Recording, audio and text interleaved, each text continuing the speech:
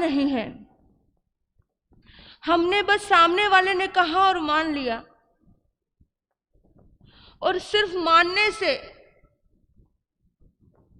कोई भी चीज क्लियर नहीं हो जाती है। क्लियरिटी कब होती है? जब तक जानोगे नहीं तब तक किसी भी बात का सलूशन मिलने वाला नहीं है। और अंधविश्वास क्या है?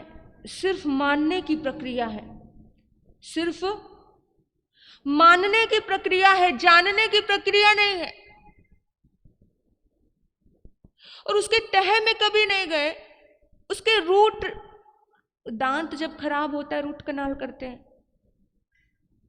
है ना? जब तक रूट कनाल नहीं करेंगे तो फिर डॉक्टर क्या बोलते हैं कि सारे दांत खराब हो जाएंगे, एक के बाद सड़ता जाएगा।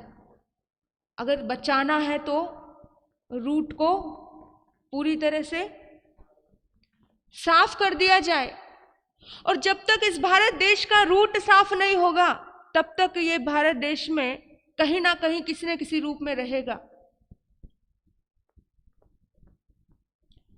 हमको मिटाकर रख दे, रूढ़ियों में दम नहीं। हमको मिटाकर के रख दे, रूढ़ियों में दम नहीं। मानव निर्मित है रूढ़ियां, गौर से सुनना, मानव निर्मित है रूढ़ियां, रूढ़ियों से हम नहीं। ये सब कुछ मानव का बनाया हुआ है और इंसान की अज्ञानता का प्रतीक है।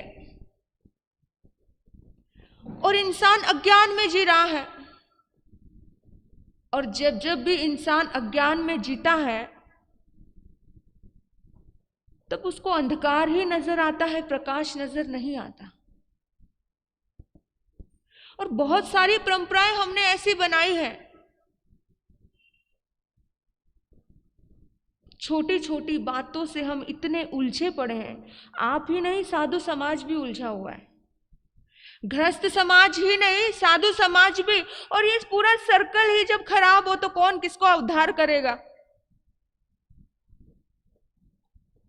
एक समय की बात है, एक महात्मा जी कहीं सैर करने के लिए गए थे किसी आसपास बाग बगीचे में। तो उसने देखा कि एक बिल्ली है और बिल्ली को बहुत जख्म हो चुका है। उस महात्मा के दिल में करुणा आई, दया आई और उसने वो बिल्ली उठा करके अपने आश्रम में ले आया, अपने स्थान पर ले आया जहां वो रहता था। वहां पे बिल्ली को दूध पिलाया जाता, उसको प्यार किया जाता, बड़ा लाड देते, सब अच्छा चल रहा था। महात्मा जी ने देखा कि बिल्ली को बड़ा प्रेम हो गया है महात्मा से। वो साधना नहीं करने देती है, वो कभी गोद में आके बैठ जाती है, कभी कंधे पे चढ़ जाती है, उछल कूद करती है। तो महात्मा जी ने अपने शिष्य को कहा कि बेटा, ये मुझे ध्यान नहीं करने देती। जब मैं ध्यान करूं, जब मैं अपनी साधना में बैठूं तो इसको सामने वृक्ष के साथ बांध देना। बिल्ली के गले में एक पट्टा आ गया और उसको हर दिन जैसे ही महात्मा का समय होता ध्यान करने का, साधना करने का, तो बिल्ली को कहां बांध दिया जाता? उस वृक्ष के सामने बांध दिया जाता। जहां पर संत ध्यान करते हैं, उस संत ध्यान करने के जहां वो स्थान है, उसके स्थान के सामने बिल्कुल वृक्ष है, वहां पर उस बिल्ली को बांध दिया जाता था। क्यों बांधा जाता था? क्योंकि वो साधना में डिस्टर्ब करती थी, इसलिए बांध दिया जाता था। हर दिन का ये कार्य था। एक दिन महात्मा जी दुनिया से चले गए। पूरे आश्रम में शोक छा गया। उनके सारे शिष्य दुखी हो गए। उस गद्दी पे दूसरे महात्मा को बिठाया गया। अब बिल्ली तो उदास हो गई, क्योंकि जीव को भी प्यार समझता है, किसी भी जीव को प्रेम समझता है, मोहब्बत समझती है। बिल्ली उदास एक कोने में बैठी। वो महात्मा जैसे ही उसकी साधना का टाइम होता है, उस महात्मा ने कहा कि भाई मेरी साधना का टाइम है, बिल्ली को सामने बांध दो। बिल्ली को सामने बांध दो। बिल्ली को लेकर के आया गया और सामने बांध दिया गया। फिर दूसरे उस महात्मा, मतलब महात्मा बड़े बुजुर्ग थे, तो एक के बाद 2-3 महात्मा दुनिया से चले गए 2-4 साल के अंतर्गत। फिर एक दिन की बात है कि एक नया महात्मा आकर के बैठा और सामने देखा तो बिल्ली मरी पड़ी, बिल्ली ही मर गई है। और पूरे आश्रम में शोर मच गया कि साधना का टाइम हो गया है, बिल्ली सामने बंदी नहीं हुई है तो साधना कैसे करेंगे? अरे बिल्ली लेकर के आओ। यह हमारी परंपरा है, ये हमारा नियम है, ये हमारी साधना है। बिल्ली सामने नहीं होगी तो साधना भी नहीं होगी, सत्संग भी नहीं होगा। और कहते हैं कहीं ना कहीं से ढूंढ करके बिल्ली लाई गई और वहां बांधी गई, तब जाकर के साधना प्रारंभ हुई। तब तक साधना में नहीं बैठे वो मुनि, वो संत जो भी थे, महात्मा जी। गौर करना, ये परंपरा वहां से चलती आ रही है कहीं कहीं।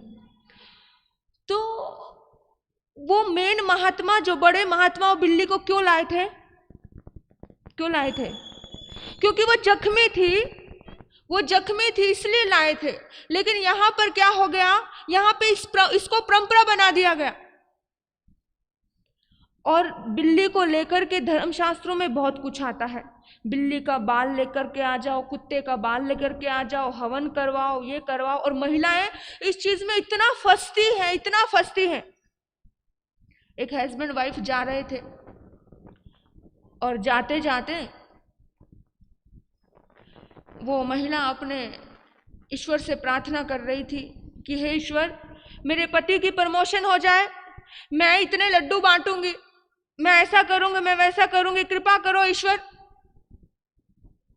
और काफी बड़ा सा प्रसाद बोल दिया। पति कहता, अरे इतनी तो इनकम भी नहीं है, तू इतना बड़ा प्रसाद बोल रही है, तो मैं भगवान, मैं 11 रुपए का ही प्रसाद बांटूंगा। ये तो पागल है, कमाना मुश्किल है। और ऐसे ही नोकझोंक चल रही थी। रास्ते में उसने देखा कि एक एडवर्टाइज लिखी है, ह्रीं क्रीं क्लीं क्लीं, बहुत कुछ नाम लिख करके, सर्व विघ्न विनाश करने वाले साधक यहाँ रहते हैं। उसने कहा चलो चलो चलो अंदर चलते हैं, देखो देखो यहाँ पे सारे विघ्न दूर हो जाएंगे, और चलो, और तुम्हारा प्रमोशन हो जाएगा और हम बड़े आराम से रहेंगे। पैसा बढ़ेगा, दौलत बढ़ेगी, शोहरत आएगी, नाम सम्मान, इन सब चीजों की चाहना में इंसान ना जाने क्या करता है। लेकर के गए, जबरदस्ती खींच करके लेके गई पत्नी कि देखो देखो इतनी सुंदर तस्वीर है, यहाँ तो ना खोलो। वहां एक काले कपड़े पहनने वाला एक जटाधारी बाबा बैठा था। उसने कहा देखते ही, महादोष महादोष महादोष। और पत्नी कहती, देखा, कहा था ना कुछ दोष है, तभी प्रमोशन नहीं हो रही है, तभी बिजनेस में बढ़ोतरी नहीं हो रही है, कुछ ना कुछ तो है। और ऐसा नेगेटिव पॉइंटों को उठा दिया और इतना बेचैन हो गए, इतने बेचैन। पत्नी कहती है कुछ भी करो, ये करना है, वो करना है। अब वो पति कि किसको हो क्या गया। महिलाएं बहुत जल्दी इसके कैद में आ जाती हैं। वो कहते इससे हो क्या गया, ये समझ क्यों नहीं रही है, क्या फालतू के चक्रों में पड़ रही है। उसने कहा ये सामान लेके आना। कि क्या क्या सामान है? कपूर लेके आ जाना, ये लेके आ जाना, वो लेके आ जाना। बहुत सारी लिस्ट बना दी। बेचारा वो जाता है, लेकर आया 10,000 का सामान। और सुबह सुबह उठ के उसने धुआं जलाना शुरू कर दिया अपने घर में। कपूर जलाती है, वो करती है, वो खांसता है। वो कहते कर क्या रही है तू? बोला प्रमोशन हो जाएगी, प्रमोशन के लिए कर रहा हूं, इस सब तुम्हारे लिए हो रहा है। फोन पे पूछती, बाबा जी मैंने ये कर दिया, ये कर दिया, अब क्या करने का। एक दिन तुलसी को पानी दे रही थी। कौन से दिन तुम्हारे यहाँ तुलसी को पानी नहीं देते? हाँ, कौन सा दिन है जिस दिन तुलसी को पानी नहीं देते? तो तुलसी को पानी दे रहे थे। तुलसी को पानी देते देते दे दिया, और जैसे ही आने लगी तो बिल्ली दिख गई। वो तो जोर जोर से चिल्लाने लगी कि हे राम, बिल्ली रास्ते में आ गई, अब क्या होगा, अब क्या होगा। इतनी डिस्टर्ब। उसने अपने पति को आवाज लगाई, पति तो डट्टे डाल करके बैठा है। यंगस्टर की बात बता रही हूँ मैं आपको, नौजवानों की। वो कह रहे अरे सुनो तो सही, क्या हो गया, कहाँ गए। एकदम उसको लगा हाँ क्या हुआ। बोला इधर आओ, इधर तकिया फेंको, इधर तकिया फेंको। बोला अरे तकिया, बोला हाँ फेंको। उसने तकिया फेंक दिया। अब जैसे ही तकिया फेंका, उसके बाद तकिया लेकर के वो अंदर आई। बोला ये क्या नाटक कर रही है। बोला नाटक नहीं, अपशगुन हो गया, महा अपशगुन। बिल्ली रास्ता काट गई थी, इसलिए तो उस आड़ को टालने के लिए तकिया बुलाया। अब ये पता नहीं, ये पुरानी फालतू की परंपरा है, ऐसा निभाते हैं वो। तो उसने कहा ठीक है, अब प्रमोशन हुआ। बोला नहीं हुआ। कहते चलो महात्मा जी के पास चलते हैं। फिर महात्मा जी के पास खींच करके ले गई। महात्मा जी के पास लेके गई। महात्मा जी ने फिर 2-4 चीजें और बता दी। फिर घर आई। यानी एक बार किसी चीज में फंसते जाओ और ज्यादा फंसता जाता है व्यक्ति, इसमें से निकलता नहीं है। मैं हमेशा कहती हूँ कि इन चीजों में कभी नहीं फंसना चाहिए। और लेकिन फंस गया, एक बार फंस गए तो फिर उसने कहा कि ये लो आटा लेकर के जाओ, पीपल का पेड़ है ना, पीपल के पेड़ में रख देना। बोला क्यों। बोला घर में चींटियां हो गई है, घर में चींटियां हुई है, और ये आटा कहाँ रखना, पीपल के पेड़ के अंदर। आटा और कुछ मिश्री, पता नहीं क्या, कुछ 2-4 चीजें थी। उसने कहा पीपल के पेड़ के नीचे रख देना। वो भाई कहता भाई चींटियां कहाँ हुई है, घर में हुई है। तो चींटियां घर में है, पीपल के पेड़ से क्या संबंध है। घर में चींटियां है तो घर का निवारण घर में करना है ना। समस्या घर में है और ढूंढते समाधान कहाँ ढूंढ रहे हो, बाहर ढूंढ रहे हो। और जहां परमात्मा महावीर कहते हैं कि जहां समस्या है समाधान भी वहां है। हम ढूंढ कहाँ रहे हैं, बाहर। बाहर क्या ढूंढता है, ईश्वर वहां नहीं है। बाहर क्या ढूंढता है, ईश्वर वहां नहीं है। कर ले तू खोज दिल में, हो कर ले तू खोज दिल में। ईश्वर का घर वही है, कर ले तू खोज दिल में। ईश्वर का घर वही है, बाहर क्या ढूंढता है। लेकिन यही चीजें हो रही हैं, समस्या कहीं है और निवारण कहीं हो रहा है, पहुंच गई उधर। अब वो बेचारा था तो पढ़ा लिखा, अपने ऑफिस में जाता है और ऑफिस में जाकर के अपने किसी क्लिक को बुलाता है, बोलता है भाई ये ना पीपल के पेड़ के नीचे रख देना। उसने कहा नहीं नहीं भाई, मेरी माँ कहती है किसी का ग्रह अपने ऊपर नहीं लेना, जिसकी समस्या है वो खुद ही जाकर के करे, हम तो नहीं करेंगे। वो सोचने लगा कि अच्छा यहाँ ये बीमारी सबको है। वो कहते ना किसी की बीमारी मेरे ऊपर आ गई, उसकी उसके ऊपर आ गई, उसके उसके ऊपर आ गई। उसको था, उससे मुझे लग गई। तो फिर दूसरे को बुलाया, बोला कि अरे मेरी पति के दिमाग में कीड़े कुल बुला रहे हैं, वो क्या चींटियां आ गई हैं घर में। दूसरे ने कहा अच्छा अच्छा चींटियां आ गई, हाँ हाँ ये चीजें तो मेरी पत्नी को भी दिमाग में। फिर तीसरे को बोला, सबने मना कर दिया। तीसरे ने कहा दोस्त मैं बहुत परेशान हो चुका हूं मेरी पत्नी की वजह से, ये पता नहीं कौन से बाबाओं के चक्कर में पड़ गई है। बोला हुआ क्या। बोला ये कभी ये लेके आती है, कभी मिर्चें उबालती है, कभी मिर्चों को भूनती है, कभी कपूर को भूनती है, कभी कुछ कर रही है, कभी कुछ कर रही है, बहुत परेशान हो चुका हूँ। बोला अरे इन चीज़ों में कुछ नहीं रखा, अपने मन को पॉजिटिव रखो, ये रखो। उसने बड़ा सा लेक्चर दिया। उसने कहा अच्छा लेक्चर, ये लेक्चर तू मेरी पत्नी के सामने देना, चल मेरे पास। चली गई वो भी अपनी पत्नी को लेके गया। और दोनों पत्नियां आपस में बात करने लगी, भी उनको तो मौका ही नहीं मिला बात करने का। और दूसरी कहती, अरे इतने महान बाबा है, सारे कष्ट रोग दूर कर देते हैं, सारी परेशानियों को चुटकियों में हल कर देते हैं, ऐसे मतलब 1 मिनट। उसने कहा अच्छा मुझे भी उनका नंबर देना, मैं भी उनके पास जाऊंगी। अब दोस्त कहता चल बोल ना। अब उसने कहा अरे पॉजिटिव, हट चलो बैठो, तुम्हारा पॉजिटिव करते करते पॉजिटिव रखो, अच्छा सोचो। आज दिन तक हुआ क्या है? आज दिन तक क्या हुआ है? वही 6,000 रुपए कमाते हो, कुछ मिला आज दिन तक? चलो मैं भी चलूंगी। ऐसे करते करते जाना आना शुरू हो गया। एक दिन बाबा ने कहा कि हवन करवाओ सब लोग। तो हवन के लिए क्या करने का? बोला हवन के लिए इतना इतना पैसा लगेगा और मैं घर पे आऊंगा। बोला ठीक है बाबा जी, धन्य हो गए। आ गया बाबा जी, उन्होंने कहा आंखें बंद करो, सबके सब आंखें बंद करो। बोला आंखें बंद क्यों करनी है? युवक पूछने लगा, अरे ये धुनी तुम्हें दूंगा और इतनी ये धुनी आंखों में जाएगी तो और दिक्कत होएगी, इसलिए आंखें बंद करो। तो उसने क्या किया, एक हेलमेट लिया, वो तो अपने ऊपर लगा लिया कि मेरी आंखों में मेरे मुंह में नहीं जाए, कुछ बांध लिया। और थोड़ी देर के लिए उसने ओम ह्रीम ह्रीम किया, स्वाहा किया, तो पूरे के पूरे उसमें धुआं ही धुआं छा गया। दोनों हो गए बेहोश। और पीछे से बाबा जी सब कुछ लूट करके ले गए। ये घटना सत्य है और बहुत गांवों में होती है। पीछे से सब कुछ लूट करके ले गए। 2-3 घंटे बाद उसको होश आया और उन्होंने कहा अरे बर्बाद हो गए, उठ। बोला क्या? अरे बाबा जी, अरे बाबा जी गया भाड़ में, देख सब कुछ लूट गए।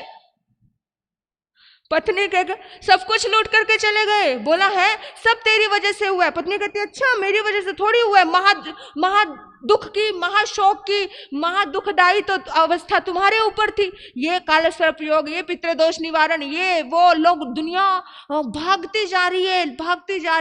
2100 रुपए में काल सर्प योग का निवारण करो, है ना? 1500 रुपए में पितृदोष निवारण करो।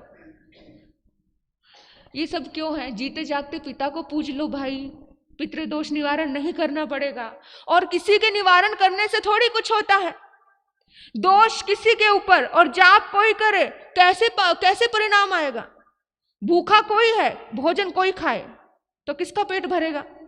हाँ, साइंटिफिक रीजन से हम नहीं सोचते हैं। हम इतने अंधविश्वास में पड़े हैं। भगवान कहते हैं अंधविश्वास ना करना बंदे, मति तेरी फिर जाएगी।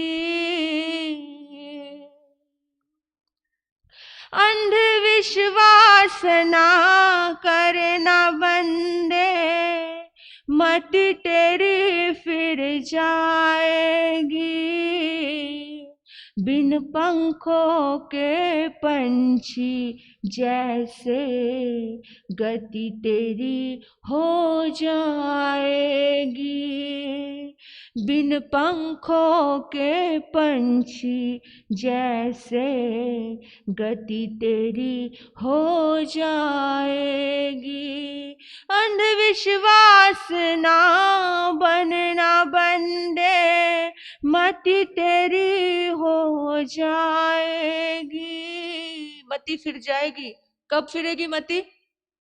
कब फिरती है मति?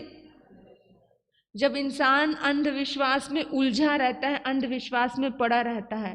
तो हम कहाँ छोटी छोटी बातों में बहुत उलझते हैं। एक जमाना था, एक समय था जब पूरी दुनिया में एक बीमारी फैली थी। उस बीमारी का नाम था मलेरिया।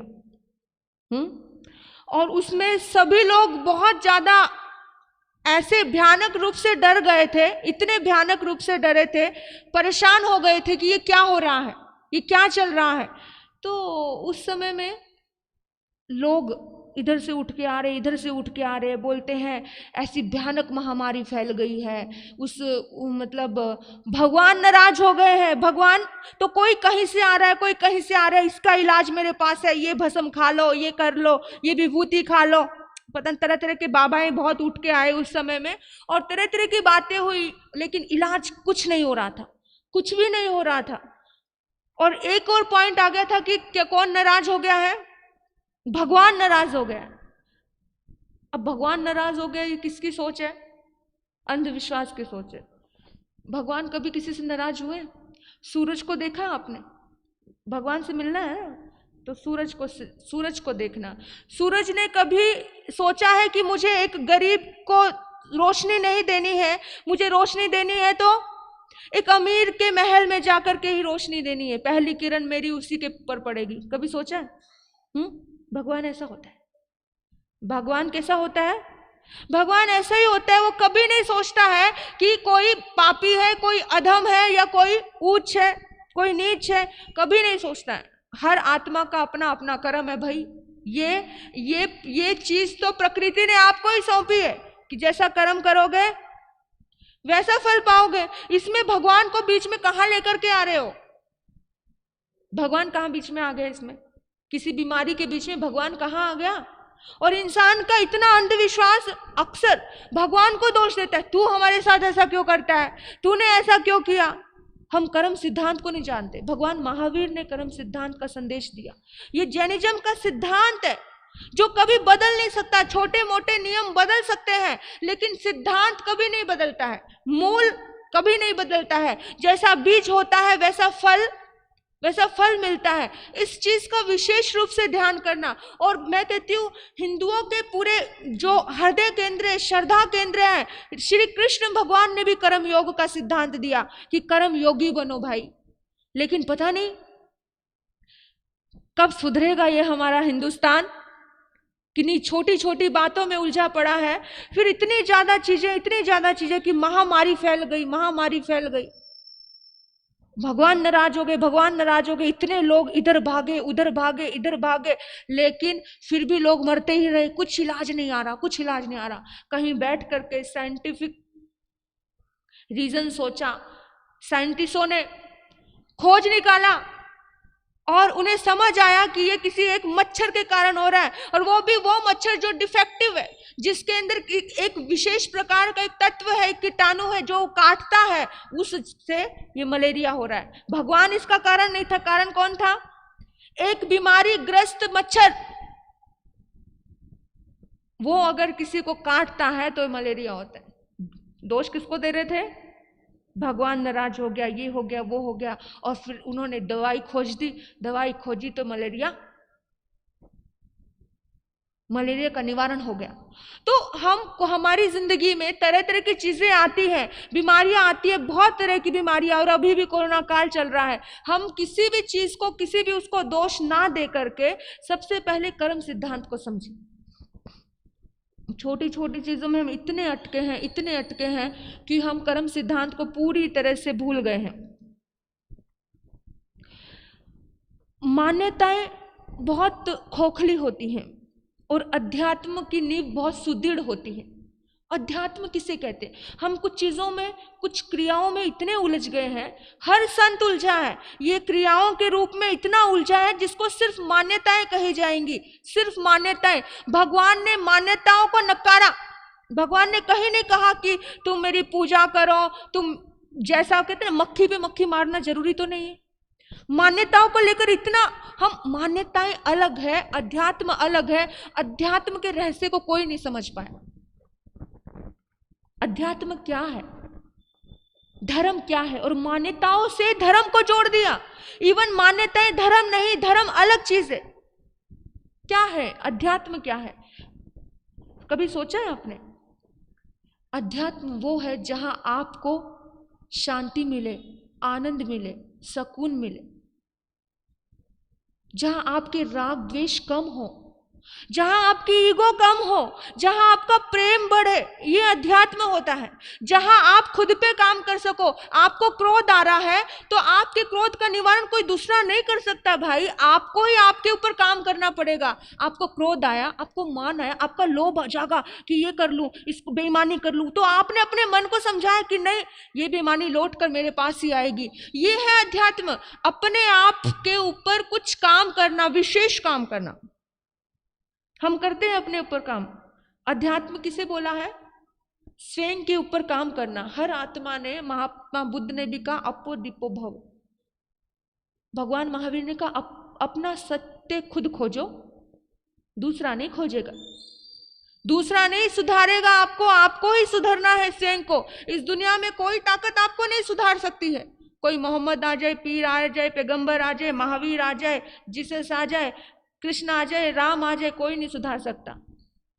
सुधार सकते तो श्री कृष्ण के समय में कौरव भी थे। समझाने से कभी कोई समझा? कौरवों को समझा देते, समझा? जिसको नहीं समझना उसको नहीं समझना। महावीर के समय में गोशालक भी थे, समझा पाए क्या? अपना सत्य स्वयं खोजो। इसलिए भगवान हमेशा कहते रहे, महात्मा बुद्ध हमेशा कहते रहे कि अपने दीपक खुद बनो, स्वयं को जलाओ, स्वयं की भीतर की ज्योति को प्रकट करो।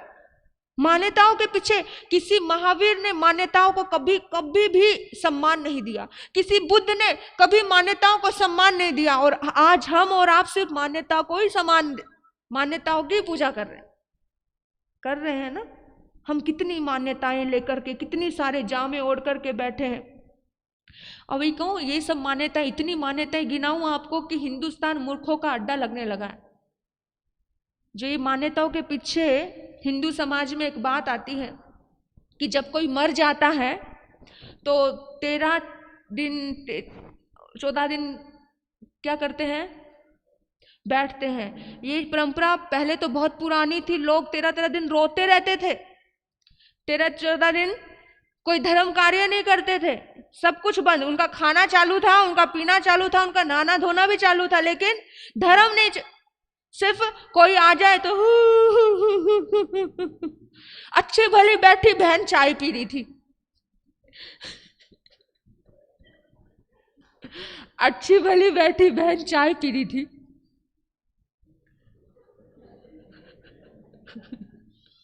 कोई दूसरा आ गया, एकदम से इतना बड़ा घूंघट, राजस्थान की बात बता रही हूँ, इतना बड़ा घूंघट, और बाप जी ये क्या हो गया, बाप जी ये क्या हो गया।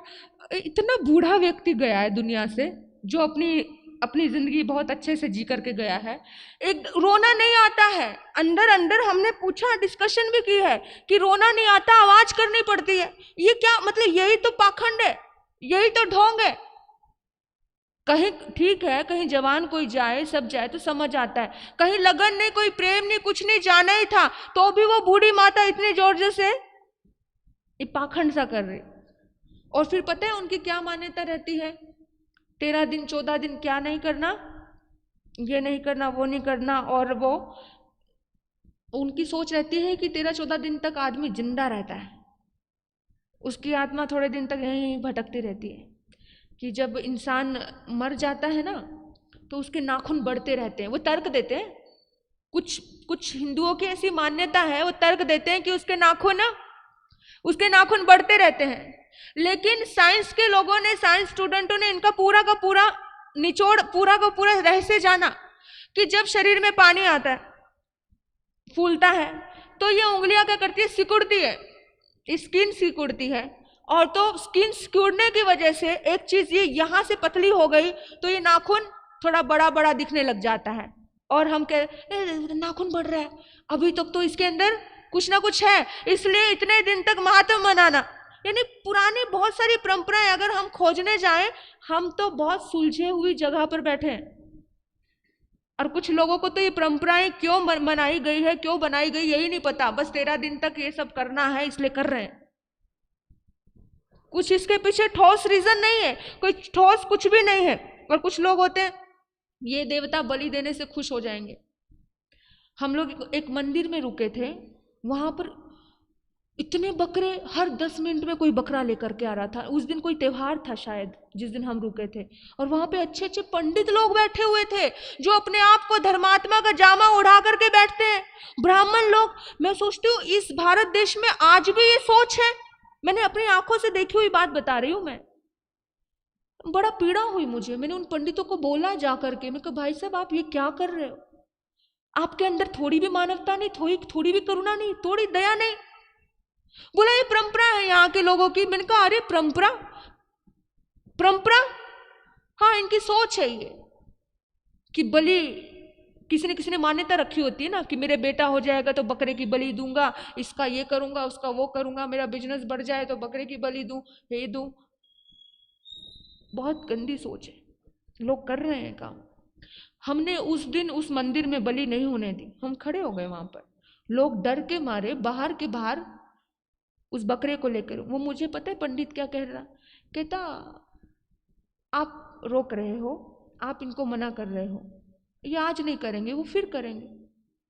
अब जिसके दिमाग में घुसी गया है नेगेटिव सोच, जिसके दिमाग में ये पुरानी मान्यता घुस चुकी है, उसको फिर वो बच्चों को वही मान्यता देते हैं, फिर आगे की पीढ़ी को वो मान्यता देते हैं। मान्यता देते देते उनको धर्म नहीं समझ आ रहा कि धर्म क्या है। दुख तो फिर भी है, उन्होंने बकरों की बलि दे दी, क्या वो दुख से मुक्त हो गए? नहीं हुए, और ज्यादा दुख बढ़े, और ज्यादा कर्मों के बंधन किए। यानी बहुत छोटी छोटी चीजें ये भारत देश में होती है, और भारत देश का कहीं कोई, ये किसी और देश में नहीं होती है। ये अपने सुख की शांति के लिए विशेष रूप से ये सोच भारत देश के दिमाग में है। कुछ नेगेटिव लोग, अनपढ़ सोच के लोग इतनी ज्यादा करते हैं। बहुत सी सोच, आज के दिन बाल नहीं कटवाने, आज के दिन नाखून नहीं काटना, आज के दिन गंगा नहीं स्नान करना, बहुत छोटी छोटी बातें हैं जिनका कोई तुक नहीं। और बड़े बड़े पढ़े लिखे लोग भी इन चक्रों में फंसे पड़े। वो अनपढ़ लोग फंसे तो समझ आता है, लेकिन पढ़े लिखे लोग भी फंसे पड़े हैं।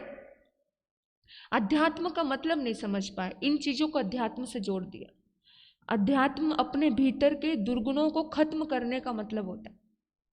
अपने दुर्गुणों पर काम करने का मतलब अध्यात्म होता है। अपने भीतर में सद्गुणों को बढ़ाने का मतलब अध्यात्म होता है, ना कि इस भारत देश ने खोखला किया है। इस भारत देश को कमजोर करने वाले इसी देश में थे।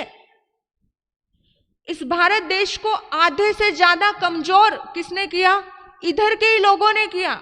इतना कमजोर कर दिया, इतना डरा दिया, इतना धमका दिया। यानी इन चीजों के आधे से ज्यादा कमजोर तो वैसे ही रह गया डर से। कल ही बहन मुझे कह रही थी कि हमारे घर में एक रूम था थोड़ा अलग, तो मैं वहां सोती थी। तो मेरे घर के सभी लोग बोलते थे कि उस घर में क्या है, कुछ है उस घर में, उस घर में कुछ है, उस रूम में कुछ है, तुझे कुछ आवाजें आती होंगी, कि तुझे कुछ ऐसा होता होगा। यानी पुरानी परंपरा, किसी व्यक्ति ने कोई डरावना सपना आया होगा, किसी ने बोल दिया कि उस कमरे में कुछ है, तो परंपरागत परंपरा यही चलता रहा कि इस कमरे में कुछ है, इस कमरे में कुछ है, इस कमरे में कुछ है। आने वाली हर पीढ़ी को इतना कमजोर कर दिया कि वो उस कमरे से डरने लगा। वो बहन कहती, महाराज जी लेकिन मैं कभी डरी नहीं और मुझे कभी कोई आवाज आई नहीं। अगर कोई वाणी यंत्र देवी देवता है भी, जब तक आपका उसके साथ कोई कर्म का अनुबंध नहीं है, वो आपको कुछ नहीं कहता। सबसे ज्यादा कमजोर हमारे ही देश में रहने वाले लोगों ने इसे कमजोर किया है। तो सोचो हम इस देश का क्या भविष्य है, सोचा है कभी? अगर यही भारत की दशा होगी, अगर यही सब चलता रहा तो भारत का भविष्य क्या होगा? और हम बड़ी बड़ी बातें करने वाले, जब कुछ लोग इसी चीज में अटके हुए हैं, तो कुछ चंद लोग बेचारे क्या करेंगे? अध्यात्म को जानो। अध्यात्म सत्य का नाम है। एक्चुअल में जो है, पानी ठंडा ही होता है, आग को बुझाने का ही काम करता है। पानी कभी भेदभाव से ग्रस्त होता ही नहीं है। पानी कितना भी गर्म होगा, आप आग पे डालोगे तो, ये सत्य है। कोयला, अगर जलता हुआ कोयला हाथ में उठाओगे तो वो हाथ को जलाएगा, ये सत्य है। अगर भीतर में क्रोध की उत्पत्ति होगी तो आत्मा का विनाश होगा, ये सत्य है। भीतर में क्षमा का भाव आएगा तो आत्मा का विकास होगा, ये सत्य है। इन चीजों को समझना बहुत जरूरी है, लेकिन हम नहीं समझते और इन्हीं बातों में अटके पड़े हैं।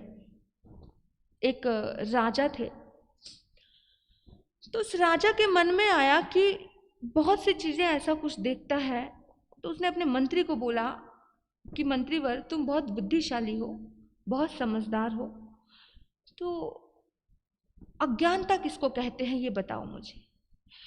अज्ञानता क्या है, मूर्खता क्या है, अंधविश्वास क्या है, इसकी जानकारी चाहिए मुझे। तो उन्होंने कहा राजन 7 दिन की छुट्टी दे दो मुझे।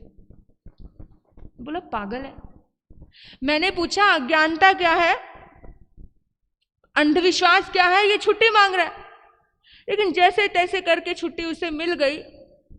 7 दिन बाद तुम्हारे प्रश्न का जवाब दूं। मंत्री हमेशा बुद्धिशाली होते हैं। वो छुट्टी लेकर के गया एक चप्पल बनाने वाले के पास। वहां जाकर के उसने कहा कि इतनी सुंदर जूती बनाना, हीरे मोती जड़ देना, और डोंट वेरी, पैसे की चिंता मत करना, मैं हूं, जितना तुम्हें पैसा चाहिए उतना ले लेना, लेकिन हीरे जड़ देना, इतनी खूबसूरत इतनी सुंदर जूती बनाना। जूती बन गई, 2 जूतियां बना दी। अब उसने रात को चुपचाप, एक बहुत दुनिया बड़ी मान्यता रखती थी, उस मंदिर में एक जूती को फेंक दिया। मंदिर में जूती को फेंक दिया। अगले दिन सुबह सुबह बड़े बड़े पंडित आए प्रातःकाल, और पंडितों ने आकर के देखा, अरे वाह, भगवान आए थे यहाँ पर, भगवान आए थे। और एक बहुत बड़े देवता होते हैं, दुनिया बहुत मानती है, जो शराब भी पीते हैं। सुना आपने, क्या नाम है उनका? हाँ, भैरव। तो कहते ये भैरव देव आए, भैरव देव आए, बड़े जिंदाबाद के नारे लगा रहे हैं, बड़ा अच्छा अच्छा कह रहे हैं, बड़ा खुश हो गए हैं, अरे अरे बाप रे। और ये मैसेज एक पल नहीं लगा, पूरे पूरे शहर में फैल गया। रात को भैरव देव आए, भैरव देव आए, भैरव देव आए, जोर जोर से, पूरी जोर शोर से इसका प्रचार प्रसार हो गया। और ये जिस भारत देश के देवता शराब पीते होंगे, उस देवता को मानने वालों का क्या हाल होगा सोचो। हाँ, 2 पैग अंदर, और बंदा अपने आप को समझ बैठता है सिकंदर। 2 पैग अंदर, अपने आप को समझ बैठता है सिकंदर। और पता है क्या करता है? रात के 8 बजते ही पैग अंदर जाता है। और हमने देखा है, हम तो जगह जगह रुकते हैं, रात को आसपास से लड़ाइयों की आवाज आती है, वही बेटा शराब पी करके अपने पिता को पीट रहा, और बहन आती है, भैया मत मार भैया, है तुझे भी तो थप्पड़ मारूंगा। अपने पिता अपने माँ का भी लिहाज नहीं करता। और वो भैरव देव के उपासक।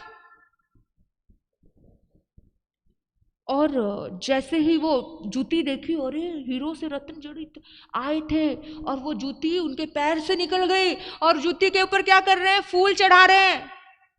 जूती के ऊपर फूल चढ़ाते, एक थाल, सजी हुई थाल, इस सुंदर सी थाल में उसको रखते हैं, उसको नमन करते हैं। राजा के पास खबर पहुंच जाती है। राजा ने कहा जूती के दर्शन मुझे भी करवाओ। अब राजा को कौन बना, ढोलक बजाते बजाते रथ पर सजा दी उस जूती को, रथ पर सजा दिया। इस भारत देश में बहुत तरह तरह के चमत्कार होते हैं, और इसी टाइप के होते हैं, सुन लेना आप। तो रथ पे सजा दिया। रथ पे सजाने के बाद उस पे कोई फूल चढ़ा रहा है, कोई पैसे चढ़ा रहा है, कोई माथा टेक रहा है, और पूरे नगर में उस जूती को घुमा दिया और राज दरबार में पहुंचा दिया। जैसे ही राज दरबार में आते हैं, भैरवनाथ की जय, भैरवनाथ की जय,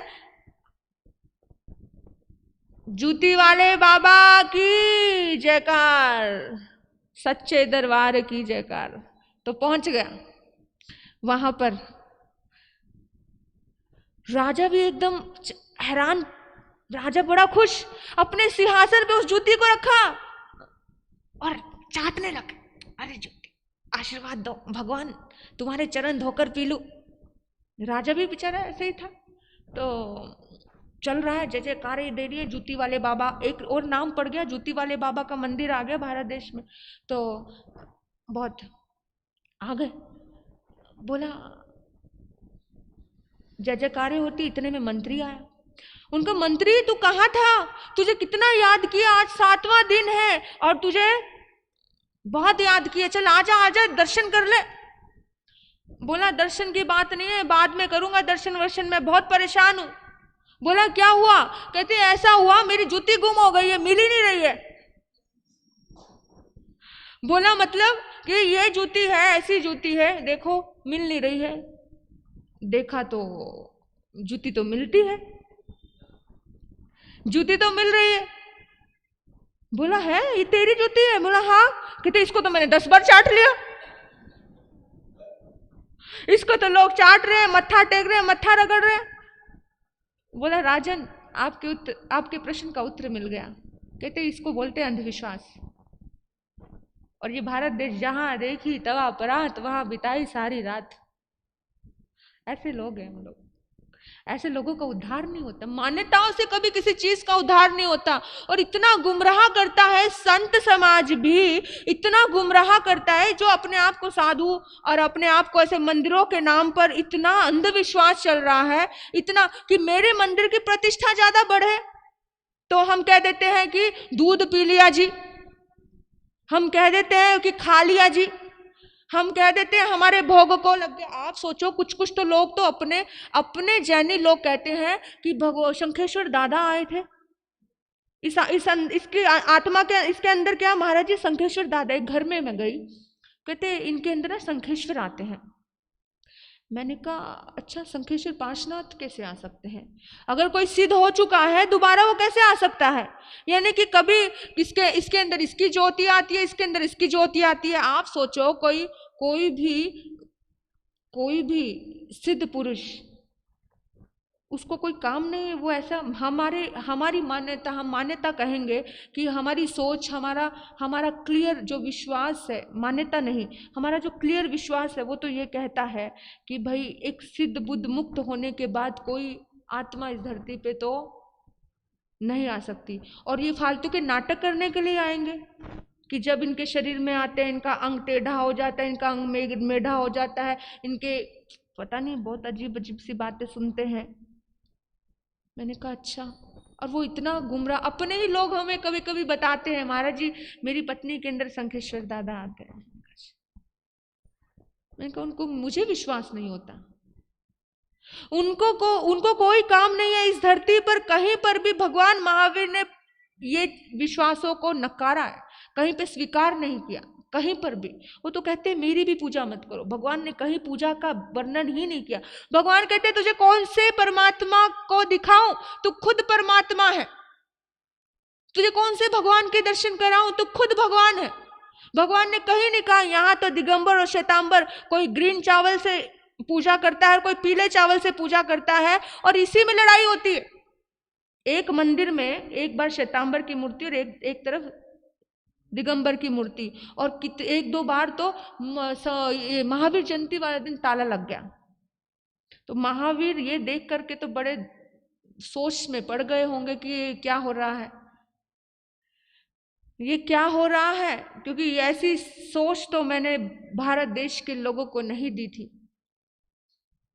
कहीं नहीं कहा उन्होंने, और कहीं उन्होंने अपनी आत्मा को स्ट्रॉन्ग करने के लिए कहा, अपनी आत्मा को स्थिर करने के लिए कहा, अपने आप को। और ये फालतू की चीजें चल रही हैं, छोटी छोटी बातें इतनी ज्यादा चल रही है कि पुराने त्योहार भी होते ना, त्योहार, होली के बाद एक त्योहार आता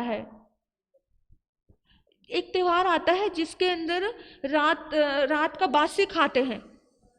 हाँ, वो माता नाराज ना हो जाए, ये ना हो जाए, वो ना हो जाए। एक ऐसा त्योहार आता है होली के बाद, बसोड़ा बोलते हैं उसको, बसोड़ा होली के बाद आता है। हाँ, तो हमारे उधर भी करते हैं ये सब चीजें। हाँ, तो घरों में, सबके घरों में होती है, लेकिन हम लोग थोड़े अलग ही सोच के हैं।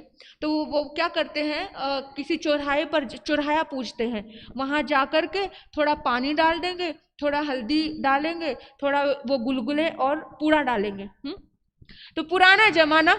और आज भी हम जब गांवों में जाते हैं ना, तो यहाँ तक घूंघट होते हैं। तो कभी कभी ऐसा लगता है कि घूंघट क्यों रखते हैं।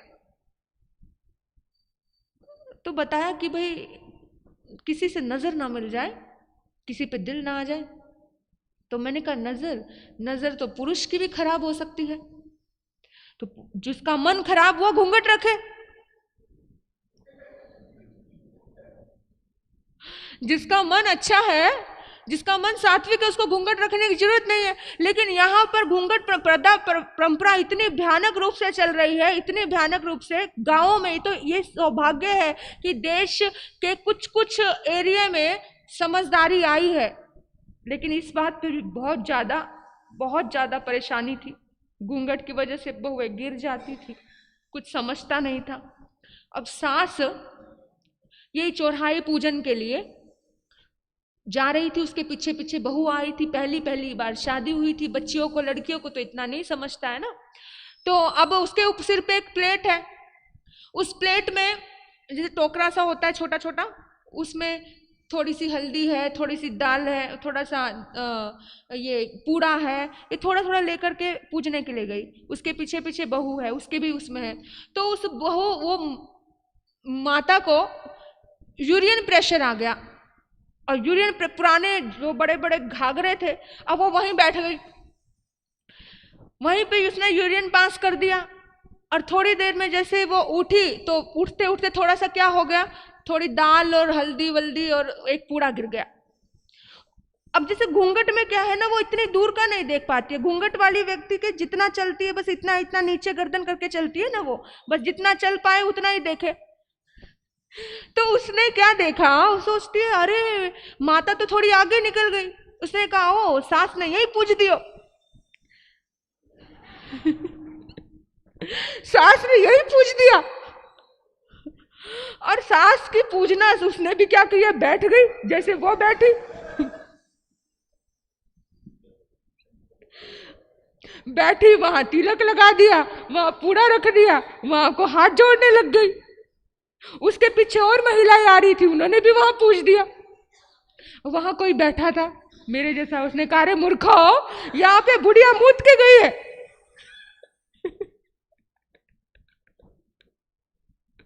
वो मूत के गई है, तुम इसको क्या कर रहे हो, इसकी पूजा कर रहे हो।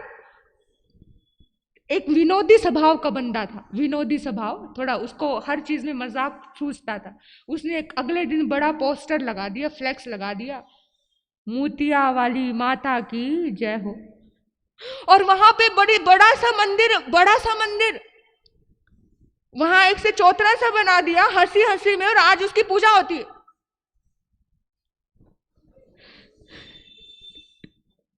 ऐसे तो भारत देश की परंपराएं हैं, ऐसी भारत देश की परंपराएं हैं।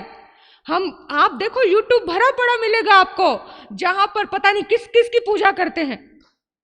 इस अंग की पूजा, और उस अंग को बना दिया जाता है और उसकी पूजा हो रही। 10 तरह की, हैरान होती हूँ, पंचम काल को नमन करने का मन करता। इतना अंधविश्वास कहाँ जाएंगे, और कहाँ क्लियर ही नहीं, विजन क्लियर नहीं है। अभी नई नई शादी हुई तो बिल्ली को लेकर के बहुत किस्से होते। एंट्री थी बहू की घर में बहू की एंट्री, और आ गई एकदम से बिल्ली, साइड में खड़ी है। बहू की भी नजर बिल्ली पे है, आ गई, लेकिन सास ने भी बिल्ली को देख लिया। एक समझदार औरत ने उस बिल्ली पर एक टोकरा रख दिया कि कहीं ये रास्ते से चली गई, ये दरवाजे को क्रॉस कर गई तो अशुभ हो जाएगा। एंट्री करने से पहले ही बहू को नो एंट्री नहीं करना। समझदारी रखी, उसने रख दिया। तो जैसे ही वो प्रवेश कर गई, सब हो गया, तो उस बहू ने, दूसरी सास ने उठाया और उस बिल्ली को भगा दिया। अगली बार जब वो बहू सास बनी तो उसे याद आया, अरे बिल्ली तो मंगवाई नहीं। अरे अरे अरे रुको, बहू को दरवाजे पे रोक दिया। बोला मैं जब आई थी ना, तब बिल्ली आई थी, मेरी सास ने टोकरा रखा था, बिल्ली मंगवाओ। ढूंढ करके बिल्ली मंगवाई, उसके ऊपर टोकरा रखा, और फिर जब एंट्री हो गई तो बिल्ली को तिलक किया, उसको दूध पिलाया, और फिर एक के बाद पीढ़ी दर पीढ़ी ये उस पूरे गांव में बिल्ली गोसाई के नाम से ये परंपरा शुरू हो गई। मान्यताएं ऐसे ही शुरू हुई है। मान्यताएं हमारी बहुत सारी मान्यताएं ऐसी ही शुरू हुई है, जिसका तह हमें नहीं पता, जिसका रूट हमें नहीं पता, और हम बस अंधे होकर के बस करते जा रहे हैं कि बस और फालतू ये जो अंदर के जो भय है ना, ये भय हमें करने को मजबूर करते हैं। आपको किसी से डरने की जरूरत नहीं है। आपकी आत्मा में अनंत पावर है, अनंत शक्ति है। महावीर कभी किसी से डरे? बुद्ध किसी से डरे?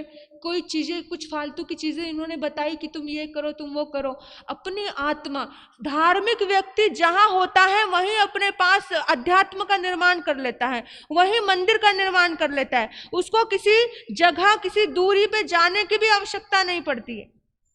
अध्यात्म वाला व्यक्ति वो जंगल में भी मंगल कर लेते हैं। अब इसीलिए महापुरुष हमेशा जंगलों में रहते हैं। हम कहते हैं जंगल में क्या मिला उनको जंगल में ही मंगल मिला। एकांत में भी वो अपने आत्मा को इतना पावरफुल रखते हैं। इस आत्मा में अगर शक्ति का संचार हो जाए तो ये कर्म तो ऐसे टूटेंगे, ऐसे टूटेंगे। कर्म बड़े नहीं होते हैं, इंसान की आत्मा बड़ी होती है, इंसान का पुरुषार्थ बड़ा होता है, तभी तो मोक्ष जाता है ना। हम कर्मों को सामने रख देते हैं, कर्म ऐसे, कर्म ऐसे, कर्म ऐसे। अरे कर्मों को भी तो तुमने किया है, और कर्मों का निवारण और कर्मों को तोड़ भी तुम ही सकते हो, कर सकते हो। बहुत परंपराएं चलती है, इतना भय डाला जाता है, इतना भय। एक पहुंचे हुए संत थे, उनसे मुलाकात हुई थी, हिंदू संत थे। तो कहीं कहीं पर ऐसा, देखो पांचों उंगली एक जैसी नहीं होती, कहीं कहीं बहुत महान और दिव्य पुरुष भी होते हैं। मैं पांचों, हर इस संसार में सभी लोग अंधविश्वास से परिपूर्ण ऐसा नहीं है। कुछ कुछ लोग हैं और कुछ कुछ लोग ही पूरी भ्रांतियां फैला देते हैं। तो उन्होंने बताया कि एक पूरा गिरोह होता है, ये बिजनेस चल रहा है कहीं कहीं पर, तो कि भाई नारियल फोड़ो, अगर वो लाल निकला तो घर में दोष है, काला निकला तो घर में दोष है। ऐसे ना बहुत सारे नारियल चढ़ाए जाते हैं, मंदिरों में किया जाता है। तो क्या करते हैं, स्पेशली कोई ऐसे व्यक्ति आ जाए दुखी, जिनको थोड़ा बहुत ऐसा कुछ झटका लगा हो, वो आते हैं कि गुरु महाराज ये हो गया, वो हो गया, ऐसा हो गया, वो। तो वो बताते हैं कि ऐसा करो, नारियल ले जाओ, जाके मंदिर में चढ़ा दो, फोड़ दो, और देखो उसमें क्या निकलता है। जो निकले बता देना। अगर नारियल लाल निकले तो बता देना, अगर नारियल वाइट निकले तो बता देना, नारियल काला निकले तो बता, फिर हम तुम्हारा इलाज कर देंगे। और चिंता मत करो, हम है ना, हम हैं तुम्हारे साथ, ऐसा बोलते हैं। फिर ये बहुत एक बताई हुई बात बता रही हूँ आपको मैं। तो उसमें वो लाल लाल ये वो सब क्या निकलता है, वो क्या करते हैं, तो वो पेचकस से या किसी सुई वुई से, कुछ चीज़ से ऐसा थोड़ा होल करते हैं, और उसमें थोड़ा सिंदूर डाल देते हैं, एक दो बाल डाल देते हैं, और कुछ थोड़ा कचरा डाल देते हैं। तो फिर उसको मोम से बंद कर देते हैं, मोम से, या फिर वो जटाधार वो होता है नारियल, जो जटाएं उसके क्या बोलते हैं उसको,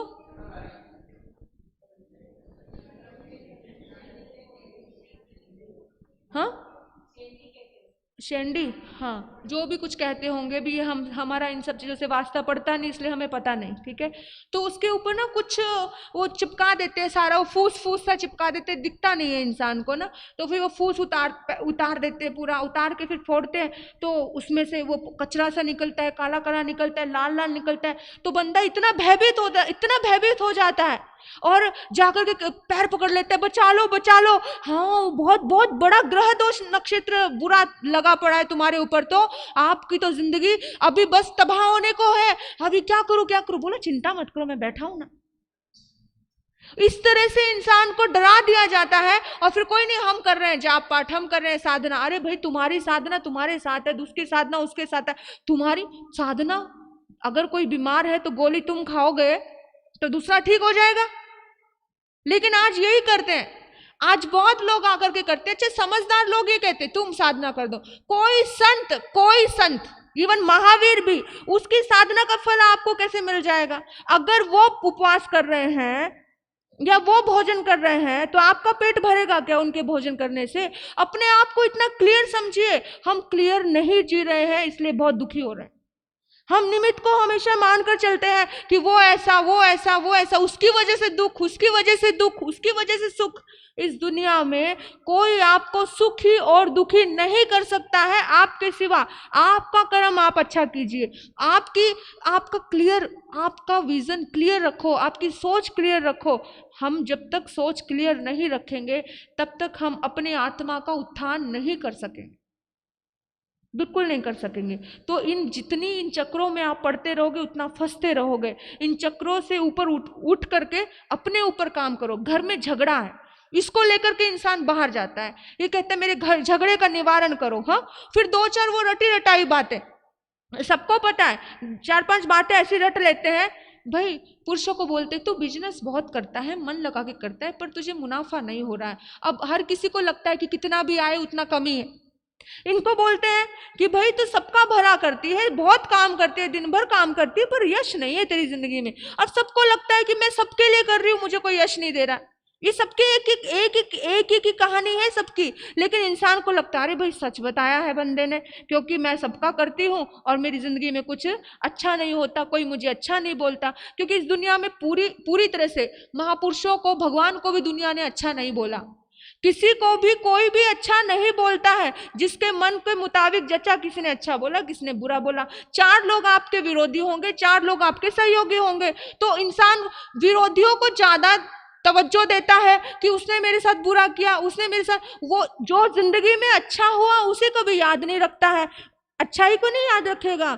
किसी ने अच्छा किया लेकिन बुरे ने बुरा किया वो बहुत याद रखता है। तो उसकी वजह से इंसान, हाँ भाई मेरे साथ ना, हाँ तो किसी को ना अपना खून भी पिला देना तो भी वो पानी के भाव तुझे पूछेगा, है ना। तो अपने लिए कितना भी कर दे वो तुझे यश नहीं मिलेगा। उसको यही लगता है हाँ। और सुन, पता है कोई अपना ही कुछ कर रहा है, किसने करवाया हुआ है। आते हैं, कोई अपना ही कर रहा है, अपना ही है तेरा। और ये डायलॉग आपको नहीं हमें भी बहुत कह देते हैं लोग। कितनी बार एक ऐसे आते रहते हैं, तरह तरह के लोग आते हैं, बोले हवन करवा लो, आपके कमर में कहीं दर्द है तो ठीक हो जाएगा। मैंने कहा जय राम जी की, वाह वाह वाह, क्या सोच है तुम्हारी। मैंने कहा हम लोग इन चीजों में नहीं पड़ते, हम अपनी आत्मा और अपने कर्म पे विश्वास रखते हैं। मैं तो कैसे कैसे जगह पे रुकी हूँ, वहां पर भी मुझे कभी डर नहीं लगा। नवकार मंत्र पढ़ा और आराम से सो गई। कभी कहीं भय नहीं, कहीं चिंता नहीं। नवकार मंत्र पढ़ो, फूंक मार के चारों तरफ अपने दीवारों को, अपने उसको कवर करो और आराम से, कहीं कोई चिंता नहीं, कुछ नहीं। लेकिन लोग आते हैं कहते हैं आपके अपने नहीं कुछ करवाया हुआ, बड़े भ्रमित, यानी बड़ा भ्रम डालते हैं दिमाग में। लेकिन कोई कच्ची सोच का होगा, जो कमजोर सोच का होगा, वो फंस जाता है। और फिर इंसान वही, कितने, मुझे खुद बंदे ने कहा है 11,000 रुपए लगेंगे, हवन करवा लो। मुझे इतनी हैरानी होती है। और ये अपने जैन भाई लेकर के कहते हैं बड़े पहुंचे हुए हैं। मैंने कहा ये पहुंचे पूंचे नहीं है भाई, अगर ये पहुंचे हुए थे उनको पैसे की जरूरत नहीं पड़ती, ठीक है ना। ये हवन करवाने के चक्कर में, थोड़ी आग जलाने के चक्कर में वो 11,000 रुपए मांग रहा है। और हम संत बहुत सुलझी हुई सोच के हैं, हम इन चीजों में पढ़ते ही नहीं है। क्योंकि हमें पता है कर्म आता है, किसी के ऊपर भी आता है, शारीरिक वेदना आती है किसी के ऊपर भी आती है, समय आता है, वो सब ठीक हो जाता है। इसके ऊपर किसी ने करवाया, तुम्हारे अपने नहीं करवाया, यहाँ तो अपनों को ही भिड़ा देते हैं लोग। क्योंकि हर किसी को पता है कि कोई अपना ही थोड़ा बहुत जेलसी करेगा, किसी अपने को ही हमारे प्रति कुछ ना कुछ छोटी मोटी बातें सहन नहीं होती होंगी। फिर इंसान के दिमाग में किड़किड़, कौन अपना हो सकता है। फिर वो अपने को भी शंका की दृष्टि से देखेगा। ये सब कमजोर सोच वालों के मन में होता है। लोग यही कहेंगे। तो आप अपने मन को कमजोर मत रखिए, आप अपने कर्मों पर भरोसा रखिए। इस दुनिया में आपका कोई बुरा नहीं कर सकता। भगवान की बहुत बड़ी ताकत होती है, अच्छी चीजों की बड़ी ताकत होती है। अच्छी चीज लेकर के अगर आप चलते हो, पॉजिटिव सोच लेके चलते हो, बाहर की छोटी मोटी चीजें आपके ऊपर कभी हावी हो ही नहीं सकती। आपकी नेगेटिव सोच ही आपके ऊपर हावी होती है और आप बीमार पड़ जाते, आप दुखी हो जाते हो, आप परेशान हो जाते हो। और ज्यादा, अरे किसने कुछ करवा दिया, अरे आज तो हाथ भी दुख रहा है, अरे आज तो पैर भी दुख रहा है, यानी इतना नेगेटिव भाव। फिर तो चलते चलते हमारा पूरा का पूरा एटमॉस्फेयर ही आपको, फिर हर चीज में आप भयभीत होने लगोगे। और ये भयभीत करने के तरीके हैं। इसलिए किसी कहीं पर भी उलझने की, जाने की, भटकने की आवश्यकता नहीं है।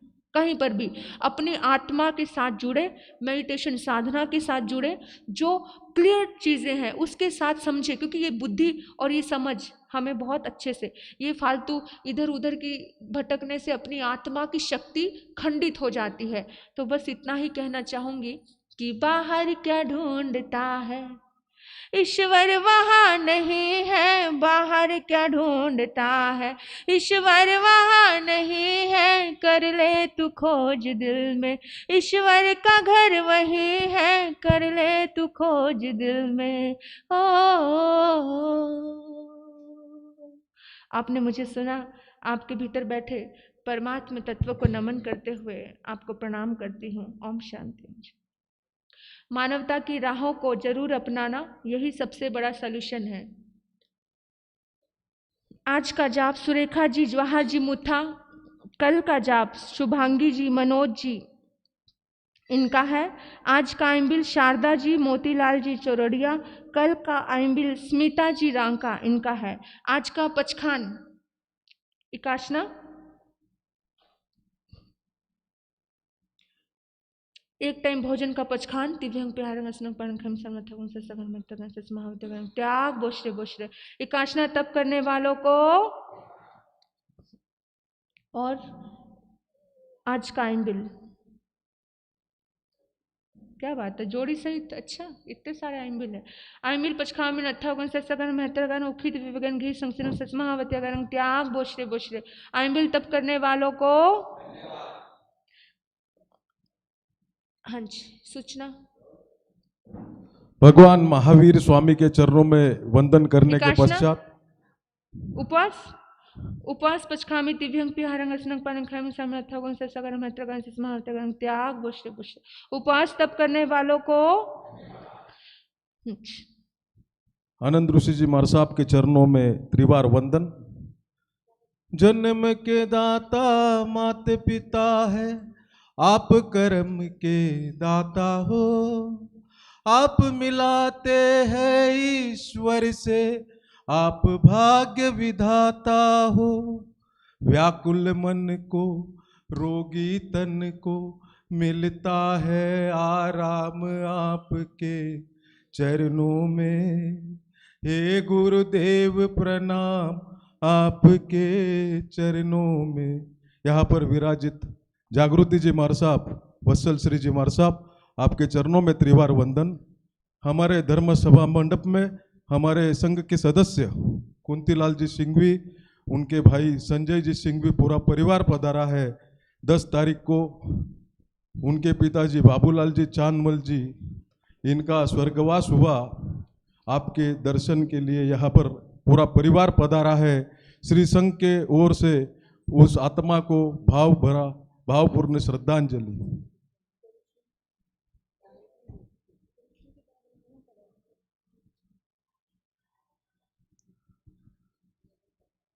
इन परिवार की ओर से श्री संघ को 2100 रुपये की दान राशि प्राप्त हुई। श्री संघ की ओर से उनको बहुत बहुत धन्यवाद। दैनिक कार्यक्रम प्रार्थना, व्याख्यान, धर्म चर्चा, प्रतिक्रमण, ये सभी वक्त पर चलते हैं। वैसे ही उत्तराध्यायन सूत्र का वाचन हर गुरुवार सुबह 8:15 से 9 बजे तक होता है। 15 अगस्त में जिसने जिसने नाम नहीं दिए हैं, बच्चों 15 साल उम्र की अंदर सभी अपने नाम वत्सल श्री जी महाराज साहब एवं जवाहर जी मुत्ता इनके पास देवे। वैसे ही ध्यान शिविर का सभी ध्यान रखना है। 28, 29 और 30 तारीख को सभी उम्र के लिए यहाँ पर खुला रहेगा। सुबह 6 से 7:30 बजे तक इसका समय रहेगा। वत्सल श्री जी महाराज साहब एवं जवाहर जी मुत्ता इनके पास अपने नाम लिखावे। धन्यवाद। मंगल पाठ। बोलिए भगवान महावीर स्वामी की, संसार के सभी महान पुरुषों की, जैन धर्म की। गुरु महाराज की आज्ञा से चैता भारंग वासंग चकवट्टी महडियो संति संति करे लोई पत्तो गई मनुत्रंग। हरिहंत परमात्मा स्वास्थ्य लाभ बना रहे, सुख शांति बढ़ती रहे, हर अच्छे कार्य में सफलता प्राप्त हो इन्हीं सद्भाव से। चितारी मंगलम हरिहंता मंगलम सिद्धा मंगलम साहू मंगलम केवली प्रणतो धम्मो मंगलम। चितारी लोगुतमा हरिहंता लोगुतमा सिद्धा लोगुतमा साहू लोगुतमा केवली प्रणतो धम्मो लोगुतमा। चितारी शरणं पवज्जामि हरिहंते शरणं पवज्जामि सिद्धे शरणं पवज्जामि साहू शरणं पवज्जामि केवली प्रणतो धम्मो शरणं पवज्जामि। पहला शरणार्यंत का, दूसरा सिद्ध भगवान का, तीसरा शरणाधर्म का, चौथा सारण्य ग्रंथ। ये 4 शरण दुख